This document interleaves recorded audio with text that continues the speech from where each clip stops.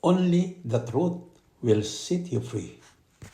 Many people live in lies, in fear, and in darkness. Marami ang mga tao ngayong nabubuhay sa kasinungalingan, sa takot, at sa dilim. But Jesus said in John 8:32, "Then you will know the truth, and the truth will set you free." At malalaman ninyo ang katotohanan, at ang katotohanan ang magpapalaya sa inyo. Only the truth of Christ can break the chains.